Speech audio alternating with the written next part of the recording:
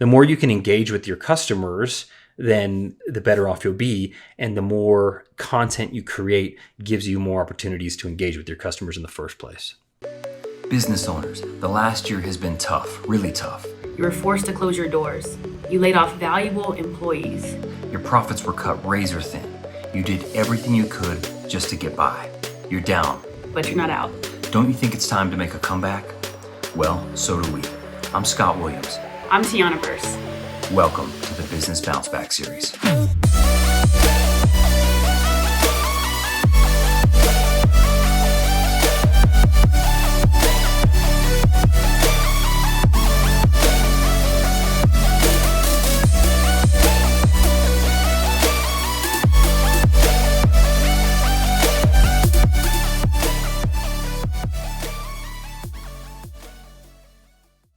Hey everyone, welcome back to episode 2 of the Business Bounce Back series. This is a 10-part series that's designed to help companies rebound from all the challenging circumstances we've had over the last year.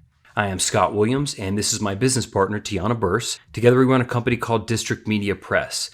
We've been featured in Forbes, Entrepreneur Magazine, ABC, NBC, Fox, etc. We specialize in helping small businesses evolve and achieve operational excellence. Last year we saw a lot of businesses struggling, so we decided to find a way to help. And that's when the Business Bounce Back series was born. So an overview on what you can expect from us with this series is a different type of series than you've probably ever seen. We're kind of mixing podcast, interview, and, kind of workshop style. That way we can bring the biggest impact to you and your life and in your business. And you're also going to get some nuggets from our past clients. Obviously, we keep our clients confidential, so we can't disclose the name of the businesses that we've worked with, but we definitely going to bring you some information and nuggets that will help you thrive in your business. And today's topic is my favorite, one of my favorites, right, Scott? Because we're going to be talking about brand development and brand building. It's a great topic, and you're a pro at this one, so this one should be a great segment. But whether you're launching a new company, a new division, you're trying to give yourself a brand refresh, maybe it's just a new product line, brand building and the business development behind that is extremely important. I think for a lot of businesses, when they launch a product or launch a new division, they are solely thinking about that product and how good it is and the features and benefits. And that's all they really focus on. And they assume that the customer is just going to know how great it is. When what they don't realize is you actually have to build the brand so you have a way to position it in the market. So you have something to offer them, to hook them. Then once they understand that the brand is great, then they can start to understand why the features and benefits would be great. So that's extremely important. I think when businesses are launching, they first need to come up with a minimum viable product. I think that's extremely important. You either need to know specifically what service you're going to offer the marketplace or what the product is. Once you are done with that, you need to start to build the brand structure. That brand building will encompass a lot of things. One of those things is your mission, vision, and values that we've already talked about. Mission obviously is what you're setting out to do. If you're on a mission to keep more families safe on the road, and then your vision would be we want to impact this many families over the next 5 years. Some sort of long-term vision. That's important because that's part of the story. You need to have that background before you just shove a product down someone's throat. You don't have to do a ton more with your business, but for me, I'm a guy that likes logos. So you don't have to have set up your nicest furniture. You don't have to have your tax guy in place. You don't have to have all the systems in place before you launch your minimum viable product. But for me, you need to have a logo and something to march toward. So you can go on freelancer.com or fiverr.com and spend $10, $15 to create a logo. And then you start to build your brand around that. Here's my mission. Here's why I'm in business. Here's my vision. Here's my logo. And here's my product. And we're going to march forward from there. Yeah, and I think that's so important. Some people get caught and stuck in that paralysis, right, of analysis. So, people end up doing nothing because they get caught on, okay, I can't find the right person to do a logo and whatnot. What we've experienced, and my goodness, me, we are avid users of the talent on Freelancer and on Fiverr. And, even it goes back to one of our clients. One of our clients didn't even know that freelancer.com even existed, so we believe that, you can get in and get started really fast, really effective by using outsourcing and whatnot. So you can start moving fast with everything else you have going on with your product and your mission statement and everything else. So you're spot on with that for sure, Scott. Yeah, definitely. Building the brand, you got to start with those initial things, which really don't cost you any money. Obviously, the minimum viable product may, if you've got some research and development there. But getting your logo and all those things set up, it's really cheap. And like I said in last episode, I believe it was last episode where I talked about if you really want something and you're marching toward it, for instance, it's that Ferrari or that car, you don't save up all the money and then go pick what car you want. You pick the exact Ferrari and the color and the interior, and you post those pictures up everywhere. You know exactly what your goal is and what you're marching toward. With a brand and brand development, and that process is exactly the same to me. You need to decide why you're really in business, set up a logo, have everything. This is what I want my business to look like in a year or two. This is the product offering we're going to have. You have to have that full vision, plan with the end in mind. And so that's part of the brand building process. But there's a structure to it that works really well. And you're a professional in this. You built your personal brand up really huge. And then, of course, we've helped countless businesses thrive through brand building first. That's one of the core 5 that we teach. So why don't you talk us through the branding process a little bit, and we'll hit it piece by piece and explain to the audience how they might go about that. Yeah, I mean, 100%. And what you said was spot on too, is we're beginning with the end in mind and reverse engineer. I'm like an avid, I'm so focused on the end result and then marching to the end result by the reversal process, right? And again, that's a huge part of building a brand. I think I posted this recently too, Scott. In 2018, okay, we're in 2021, right? In 2018, I had posted a picture of Entrepreneur Magazine, and I said, I will be writing in this magazine coming soon. Stay tuned. Well, guess what? In 2021 and 2020, I was featured in Entrepreneur Magazine, and then in 2021, I became a contributor. It only took 11 days and they're like, we want you, T. So, I believe in beginning with the end in mind, speaking out the exact existence of what you want to manifest, because that's a part of brand building. At the end of the day, if you are not focused on building brand first, and this is, we've gone down this path hundreds of times. If you're not focused on building brand first, then you are going to let your competition crush you. Because a brand first will always drive in revenue and sales. It goes back to what Gary Vee has done, right? Let's talk about Gary Vee for 1 second, and then I'll get into the branding process. Gary Vee built a personal brand first. Then he got a entrepreneur shoe deal through K-Swiss. K-Swiss was a dying brand before they partnered with him. And now he posts a new shoe, it sells out within 30 minutes. It crashes the internet. It crashes up. But guess what? Had he not built brand first, that would not happen second, right? So that's the example I want to share as I dive into the branding process, because that's really important to understand. So the first thing is, let's go just now, you're a business, right? Or you're an entrepreneur, or you're someone who wants to be an entrepreneur and wants to launch an idea, spare time, part-time, or you're just a business owner. Pick a platform. Everybody has a platform where they have the most customer engagement and growth on. I like to use Instagram for my personal brand because I love the engagement. I also use Facebook because I'm partnered with them, right? Now, the important thing you want to understand and remember about that is that these are 2 very different platforms. So you have 2 different platforms, 2 different demographics, and then even let's go with Snapchat, let's go with Instagram, let's go with TikTok. Let's go with all social media platforms. So this goes across the board. You have different demographics on each platform. And because of that, that's a different psychology on each platform. So when you are building brand and you're picking which platforms you want to use, know that Instagram might be more common for 24-year-olds to 42-year-olds. Let's go with Snapchat and TikTok. It might be 13-year-olds to 21-year-olds. Let's go with Facebook. We've seen customers, we're in the e-commerce space as well.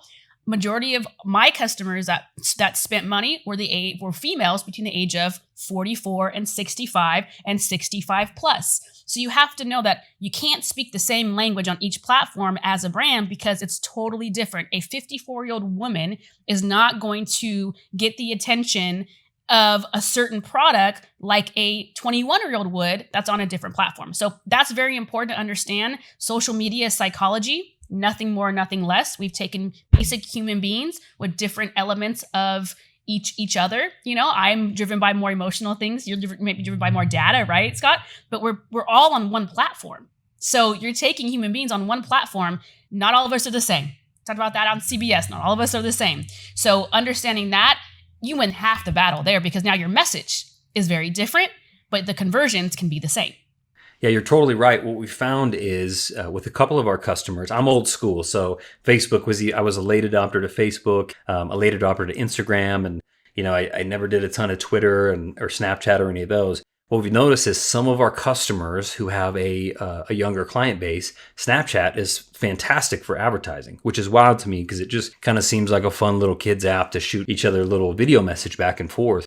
But Snapchat advertising has become huge. And just over the last 6 months, probably TikTok advertising has become huge. So if you're thinking about your brand, you can't be everywhere, but like we've talked about, you have to find what your real customer is. So if your real customer base is, if you sell a clothing line, for instance, and it's generally kids' clothes or kind of hip stuff, you may be selling to people between the ages of 15 and 28. Maybe that's your core customer base. So where are those people? Where are those eyes at? And they're going to be on TikTok, maybe some on Instagram, but a lot on Snapchat. And so it doesn't make a lot of sense for you to be advertising on Facebook if those customers aren't on Facebook. So your brand is important to build. You have to think, who are we? Where are we marching? What are our real customers? And where are those eyes? Where are those customers viewing content? And that's why social media is just vitally important. It's so powerful. I mean, to say the very least, right? I mean, to have a genie in a bottle, that's what we like to call it. You have the AI working for you when an ad starts to build momentum. So if you have the right target audience, that bot's just going to do its job. Artificial intelligence is real and it's powerful, and it is like popping. It's like, hey, I have a genie in a bottle. Hey, you have 3 wishes. What do you want? And it's like you get those 3 wishes. That's how I see, and that's how we see being able to run ads. And the fantastic aspect of that too, and you're spot on, is that these platforms do carry different demographics. So if you know your client or your customer, boom, it's like you're gonna win. You're gonna win. And so understand that, pick that, and you're spot on, Scott, with that. I do want to talk about a little bit, which is important, is videos. You just touched on TikTok and Snapchat. Those are all video based, right? Then you have Instagram stories. Now you have Facebook stories that are underutilized, to say the very least, in my professional opinion. As you know, I'm partnered with them, so I get kind of the inside scoop, and I get to see data that most people don't get a chance to see, which works in our favor for our clients. Which is exciting. But understand that you have Instagram story, you have Instagram TV, IGTV, you have Facebook Watch, which Hustle Season's on that, and then you have all of these platforms. If you've seen, are all video based. So so that tells me something. That tells me that these platforms and these owners of these platforms and the executive team of these platforms, they're letting you know that, hey, we're focusing on video. So if you're a brand and you want to post content, I would focus on videos as well. And you can drive customers and revenue from both aspects because, you link, we have little things that we do. Should I share the secret? I'll share the secret, Scott. So it's Scott. So what you could do is you could take a video and take a post, obviously screenshot it if you want, and then go ahead and put it on your Instagram story, your Facebook story to drive traffic back over there. Because at the end of the day, I might have 20,000 people looking at my Facebook story. I may not have 20,000 people know that I just posted content on my Facebook page.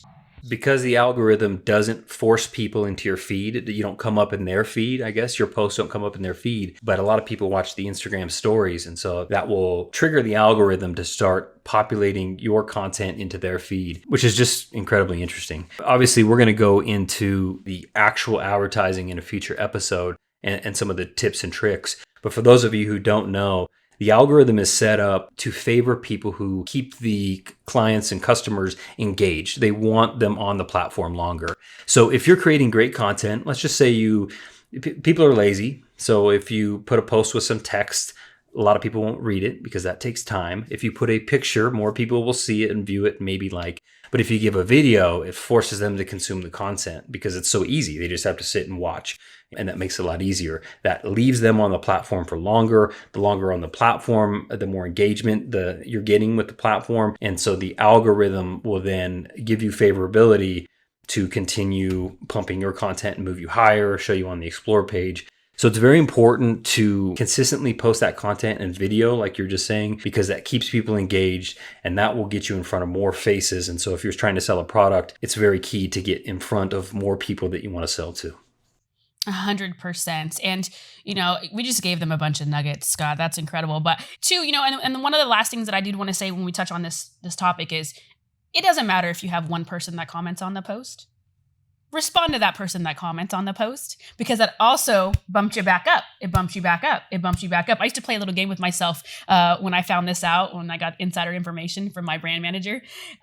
They said, if you like and unlike and like your post, you go back to the top of the newsfeed. And when I heard that at that time, I said, whoa, I mean, I'm liking my post because I want more people to see my brand and see what I have to offer. So, I mean, this is just that information alone. I mean, that's incredible. Scott, good job. Yeah, I think it is great information for brands. And so it's important to know that it helps you bump your brand up in the algorithm so more people can see you. It's also important to just respond to those people anyway, because someone may say, hey, great post. What's wrong with saying thank you and engaging that person? Because the person may be like, wow, they responded. And now I kind of want to do business with them. It's the law of reciprocation, or reciprocity. If someone gives you something, even if it's just a little nugget or a nice comment or responds back to you, it's kind of a form of endearment. So you want to reciprocate with them, give them something back, comment back, like, share their post. That engagement increases your popularity, helps in the algorithm, and then bumps you up. So the more you can engage with your customers, then the better off you'll be. And the more content you create gives you more opportunities to engage with your customers in the first place. Yeah, and you feel all warm and fuzzy inside. I mean, I know that when Entrepreneur Magazine watches my Instagram story and then sends me a little heart in my DM, I mean, I feel incredibly special. I feel special when my favorite restaurant, which is Morton Steakhouse, they post on something and I comment and they go, hey, T, when are you going to come back? I'm like, oh my God, tomorrow. I'm going to come back tomorrow and spend $500. Like, it just does something to our psyche. It does, because we are human beings who want to feel certain elements and emotions. We want to feel loved, needed. I mean, there's a hierarchy of the basic human instincts. And one of those, and social media was created for just that. It was created for, a part of it was for just that. They know what feeds our ego, what feeds our passion, what feeds our emotions. So if we can use those elements to your business as well, you will win every single time. Yeah. And I'll be the first one to admit to people that social media can be bad, right? If people are just, I only have 10 likes, and then they feel bad inside. I think the important thing is to spin it in a way, especially as a business owner, to spin it in a way where you're actually giving people useful content. I don't want to just post a picture of myself and hope I get 100 likes so it makes me feel good about myself. I'm hoping that the posts I give will either be informative to business owners or just a really good feel-good quote that made me feel good earlier in the day, or some message or a post about my family or something like that that's going to give some sort of enjoyment to the user on the other end, whether it's a tangible nugget that they can go and implement in their business, or if it's just some sort of happy message. I think it's really important to utilize social media, because it can be bad. Utilize it in the best way possible, and that is giving value to others. And if you're doing that with your business, people are just going to want to do business with you because they like you. They like your brand story, your content. They want to follow you. They see every post you do, and they want to eventually do business with you, hopefully. Yeah, it's the Warren Buffett principle, right? Know, like, and trust, right? You build that through engagement. You build that through that kind of execution, I should say. So let's dive now into one of my favorite parts about building brand is when you're launching a brand. And this is what businesses I don't think are doing enough of. And me and Scott talk about this all the time.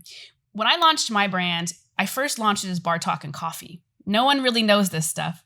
And I did videos from my cell phone. It was over filtered. I did it in the morning, and I was going to have honest bar talk over a cup of coffee. That was it. And my videos started to go viral. And then we grew and we scaled and things just got better, right? Because when you're starting out, you don't have to be perfect, but you have to start. So I shifted things a little bit. And I gave my brand a name. And I gave it a name called Hustle Season. That was my video show. Now, when you're building brand, and I don't think businesses are doing this enough. Let's say I own a restaurant, okay? Restaurant A just launches a video series called Behind the Kitchen, just an example. And it shows the behind the scenes of making some of the most fantastic dishes, how they come up with specific new menus. What is the chef doing differently? Where is the fish coming from? There's so many elements that can be seen, but Behind the Kitchen shows that. So now people end up knowing this restaurant for their video series, right? Behind the Kitchen. I gave mine a name called Hustle Season, where I was going to do a vlog type style and show you behind the scenes of our meetings with our clients and everything else. But that was it. Now, when I go out here in Sacramento, people go, oh, there's Hustle Season. And when you can have someone call you your brand video name, that's when you know you were onto something really, really magical. Absolutely. I think it's so important to create the content like that. You're right. I think in the past, a restaurant, for instance, could just post the pictures of the food and it was new to people. They're like, wow, that looks amazing. Now you got to give them a little bit more content. You got to create that experience for them. And so if you are building a series around in the kitchen, they can give all the different ingredients and everything. It gets people engaged. They want to start cooking like that at home. Maybe they don't even live in that city, but they know when they travel there on vacation, they're going to stop by and visit this restaurant. It's on the top of their mind and it's engaging to them. Whether they ever go to that restaurant or not, they will still remember the brand name and the experience that you gave them. It's just like a television show. We get endeared to these people like Anthony Bourdain, who would travel all over and eat this amazing food and all that stuff, because you get to experience that with them. And so you feel like you know them, and it's a comfortable friendship, if you will. If you can create that by launching your brand on Facebook or launching a series or launching something tangible like that to make people feel warm and fuzzy, it's there's no downside. It helps you get your information out there and helps people understand who you are and what you do as a brand. Yeah, and campaign wise, I mean, it makes all the difference in the world, right? I mean, what if this restaurant has Behind the Kitchen and they just partner with a car dealership to do, hey, a date night giveaway where they come pick you up in this specific new car that you were trying to get people to buy, and and you go to this restaurant because Behind the Kitchen is a brand that just partnered with a dealership, which is awesome, and now you have this other experience and these other partnerships, and it can move so fast. And, I like to call it a flywheel. It can move so fast, which is really number 4, which the brand, the business should be monetizing in multiple different ways. And I don't think enough businesses are thinking outside the box. There's nothing special or magical about thinking inside the box. I mean, I've never seen a restaurant partner with a car dealership and do some type of giveaway where we're giving away 5 meals this month for $100 value. You're going to have this car dealership's going to pick you up. And, there's just so many different creative things that people could do. And now you're monetizing. What if that car dealership, and this is honesty, you know this. What if that car dealership has an affiliate program? What if that person that gets in that car, that gets a free meal at your restaurant, then goes in and buys that car and you get some type of affiliate money from the dealership? I mean, that's a real thing. People don't know that. There's so many businesses, even Jaguar. I know Jaguar has an affiliate system. But again, when you think only of one business model, you're not thinking more brand and brand awareness and brand expansion, then you're missing out on all the other chances and different ways that you can make more money.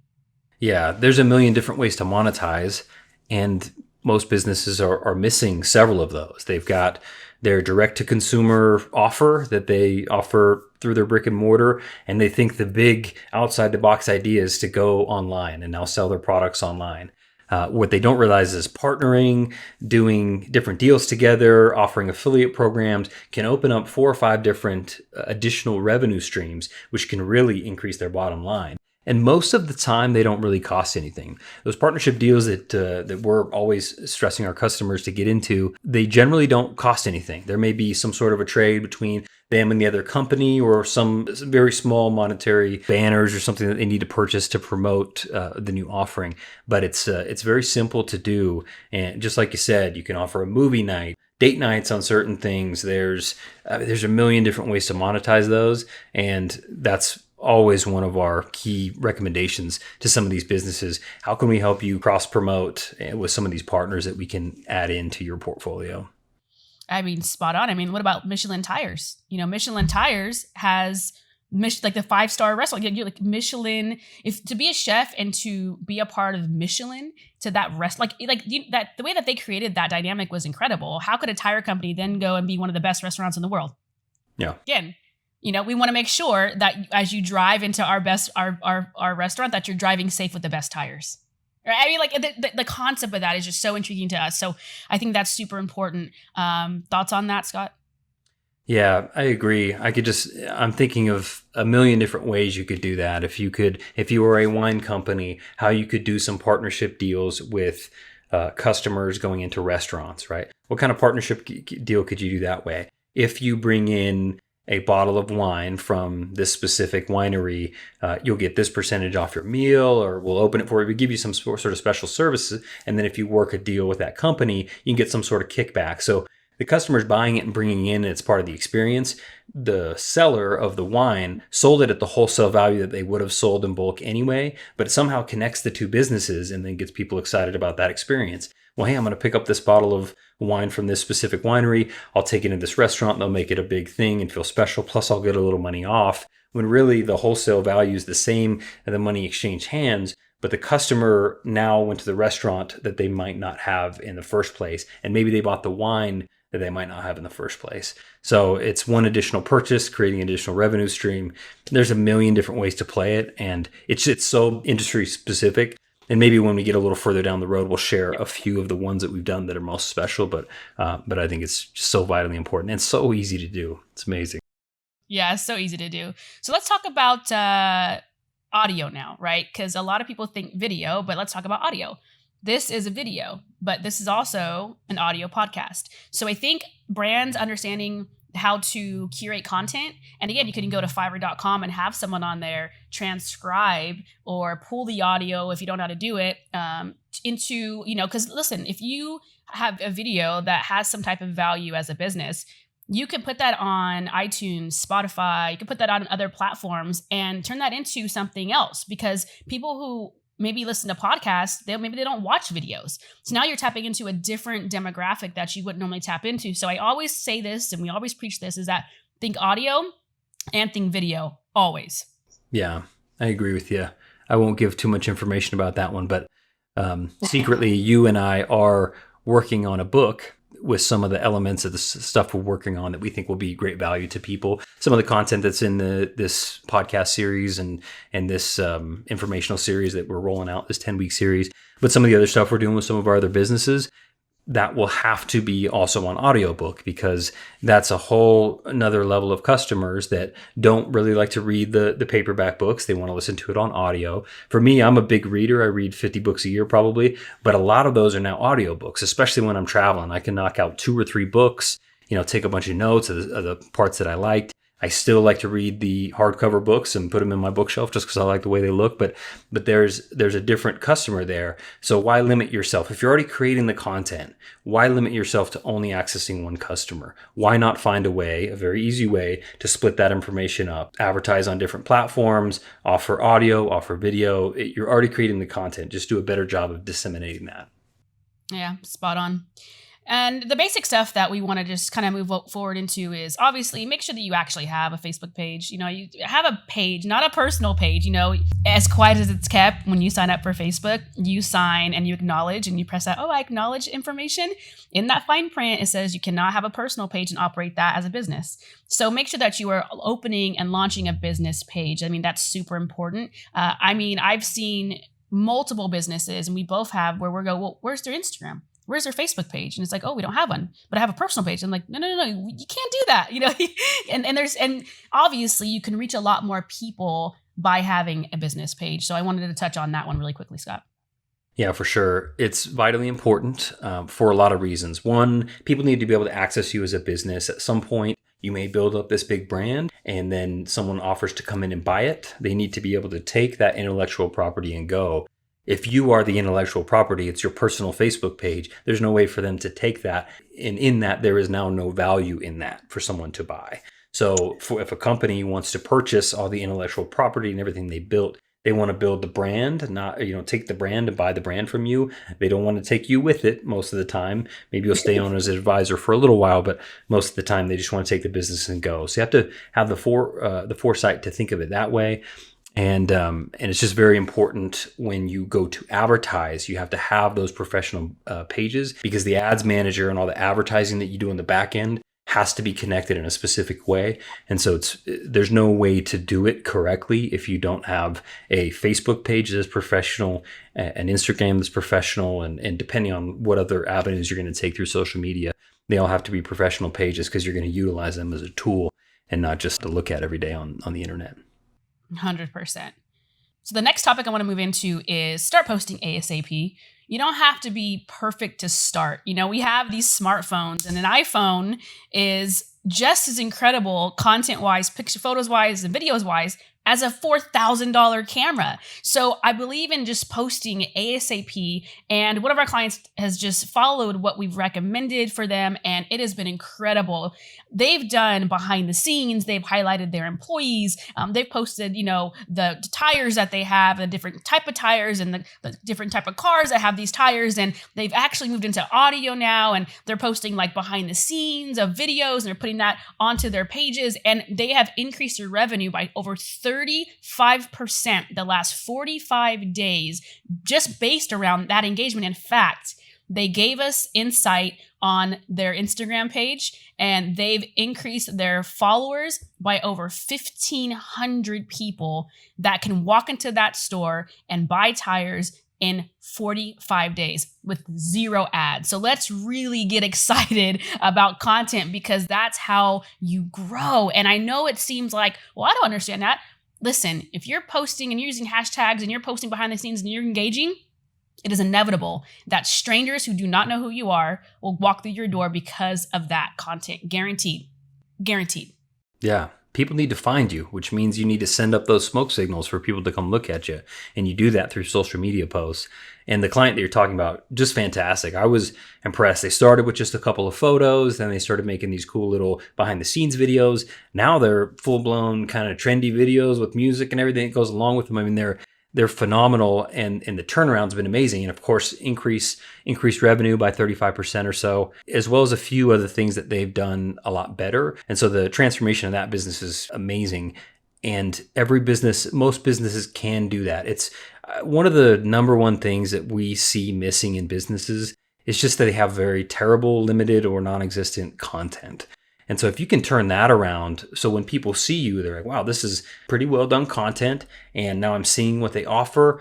Now I at least know that they're available. So if I want these tires, or if I want to go to this restaurant or whatever, I know that it's there. If you are not posting, no one is seeing you.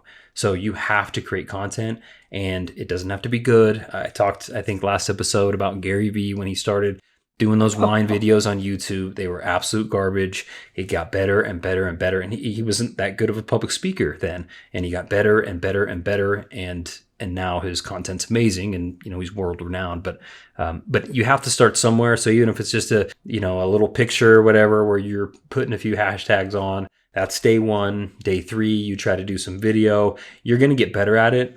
Like with anything, practice makes perfect. So a couple weeks at it and seeing what you like. Hey, if I'm watching what engages me, that's pretty cool because it's got some music and everything in the background. I'm going to post something like that for my business. So look at the stuff that you like, and then just try to replicate it and try to get it out there in the market as a business owner. Yeah, and also be aware of how you can track that. So one thing that we do often is go, okay, this video or this post got more views and more likes. So we look at the data, like, okay, was it the time of day that it was posted? Was it the type of content? Was it the message? Does this post have more comments than any other post? What did I write in that caption to make sure that that narrative made sense to people, that they maybe were attracted to that a whole lot more? And then that data is going to tell you everything. So then create more of that content too. So that's important to know. We dive into that with our clients, and it's just an incredible insight for them. So I want to make sure I gave you guys that nugget as well. So yeah, absolutely. You're right on there. You have to utilize the data that it provides to make it effective, because otherwise you're just blasting content out there. If you post a cool video with some music and it gets 10 likes, and you post another behind the scenes one that's a little bit more informative and it gets 200 likes, what content you should be making? It should be, pretty self-evident. It's very important to create the content that the majority of people are going to see, and then those people need to transition over to customers. And you should be able to see through, especially if you're doing any advertising and purchasing online through social media, you'll be able to see the trail of who liked the post, who clicked on the link, who purchased, and what demographic did they fall in. So you know, hey, it turns out that I'm 75% female as far as who my customers are. I should start advertising to those females because I want to engage them more than the lower level of customers. And as I start to advertise directly to them, if that becomes more efficient, maybe that becomes 95% female. And now you know who your real core customer base is, and you're not wasting money advertising to everybody. Yep, 1,000%. All right. So, Scott, I'm just going to do a really quick recap because we shared a lot of information that can seem too much and too heavy. So I'm going to break it down and recap it from a simple form, right? Just a simple aspect. So the first thing is obviously get your Facebook page set up. Make sure you have a Facebook page and Instagram business page, right? It's going to be linked to an ad campaign manager. So you got to make sure you have that done. And if you have a lot of people that maybe follow you on your personal page, share that business content on your personal page to drive people to like the business page and then start to interact and engage from there. It's really, really important. Clearly, know, and this is important, know who your audience is so that you know which platforms to post content on or run ads on. Just to recap the fact that we are human beings and we make up 100% of psychology. So you have psychology is what these platforms actually are. It's us, it's our brains, it's our emotions. So if you are wanting to sell an apparel line and your demo is younger people, then focus on Snapchat, TikTok, and even Instagram.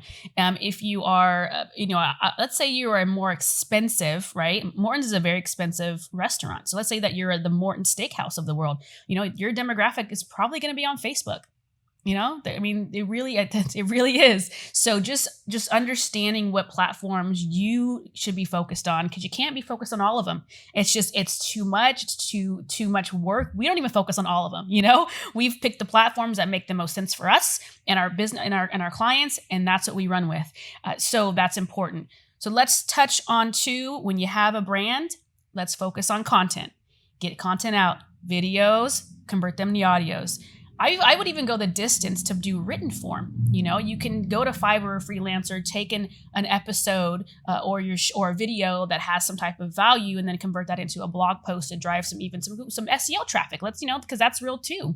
And I think that's just as important as well. You go to Google and it searches, best restaurants in Sacramento. And there might be a blog post that shows up that might be from a restaurant called Bella Brew. And I'm like, I'm going to go to Bella Brew after I go to their Facebook page and their Instagram page, look at their food. That's what we do. That's the process of it. So that's super, super important. Also, when you're posting content, make sure that you are engaging with people. Even if it's one comment, go, thank you for commenting. How's your day? You can even ask how they're doing. If a restaurant or a tire shop or a battery company responded to me and said, hey, how are you doing? I'd be like, I'm really great. How are you? It'd make me feel good. And then, convert that into a client or customer. How do you do that? Just go right in the DMs. Hey, thanks for commenting on my post. If come in to our restaurant or come buy a battery or come buy tires and, show us this message and we'll give you 20% off because you're a first timer, right? These are really important elements to brand development and driving customer growth into your business, whether your business is first starting out or you want to pivot because you need more revenue post-pandemic, so that's really, really important. And it boosts your level, it boosts the morale too, and your income, to be honest with you. Obviously, you don't have to be perfect, but you got to start. You got to start posting ASAP, behind the scenes, do a video series, give it a name. Like I said, behind the kitchen, and that's some behind the scenes content that can now drive that emotional awareness to who you are and your brand. And these are simple things that you could start doing today, right now, to scale your company. Scott? Absolutely. You're dead on. I think the behind the kitchen is just the greatest idea. And I'm hoping that there's a business owner that runs a restaurant right now that will do this because it's so simple. Grab your iPhone, go back there, meet the team, do employee highlights. Hey, this is Susan and she's our sous chef and she is fantastic. She went to this school and here's what her favorite dish is. When you're engaging people with content, make sure that you give them something to respond to. So you could say, hey, here's our 5 top dishes of the week. Which one is your favorite? That makes them, instead of them just looking at the post and going, wow, that's great, they are now incentivized, at least in some manner, to go, well, I like the creme brulee the best, so I'm going to go comment creme brulee. That interaction allows you to respond and continues that conversation to where maybe you can slide into the DMs and then bring the client in as a customer. So I think it's very important to offer something up to them, pose it as a question, something open-ended, so they can respond and engage. Here's my top 5 tips on how to prepare, this certain meal or whatever. It allows them to read through it, want to read the content, and then possibly comment. So if you post something as a question or give 5 tips on something, it'll make them read to the 5th one because they don't want to miss anything. So it's important to create content that's engaging like that, but I think you're spot on. Call to action. Every post should have a call to action. And we're going to dive deeper in that, I know, when we get down to other videos in the later workshops that we're doing. So there's some other tactics. This is just surface. We've got some deeper stuff coming out that's going to be super important for your business. Totally. I think on last episode, it was really high level because there's a million different issues that you could find in your business. Last episode was identifying the problems in your business and addressing them. Mm-hmm. So we kind of had to hit that surface level because every business is different, but we highlighted a bunch of key areas that could have potential issues that they could go find. This one, of course, is really important. We're hitting all the high key level stuff. The next one's on advertising, some of the advertising and marketing, the episodes that are on Facebook and Instagram specific marketing in the back end. Some of that stuff is drilled down a little bit more, a little more granular on exactly how to execute some of those strategies. So I think that'll be important for people to watch in the future.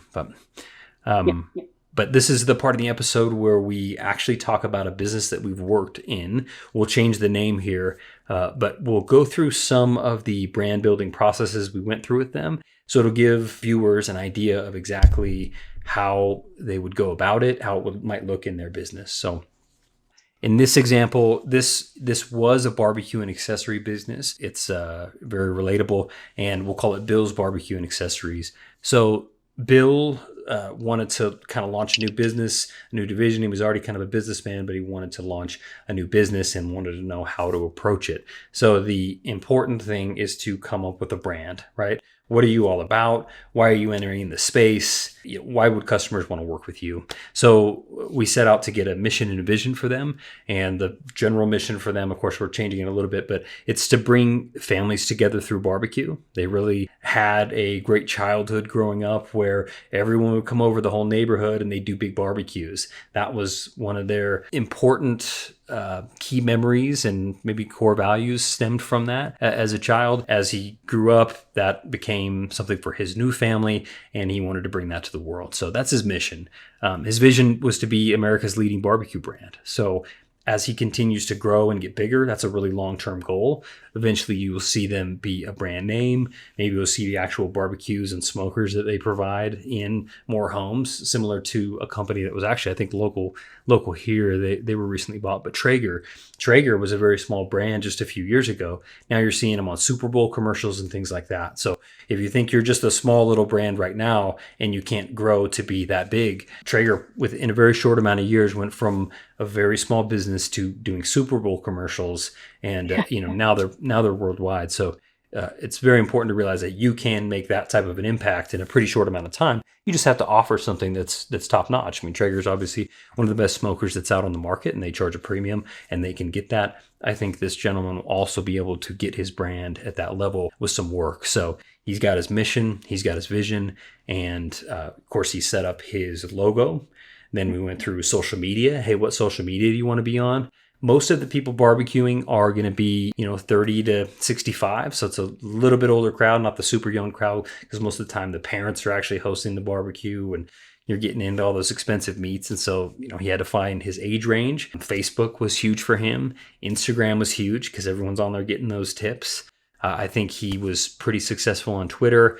Didn't do a lot of Snapchat or TikTok because that really wasn't his niche. So I think it was important to identify where his customers really were. So we got all those social media set up. And then we started to dig into how to actually utilize those platforms to monetize. And we came up with some great ideas, and he just ran with it. One of them was like a daily food post.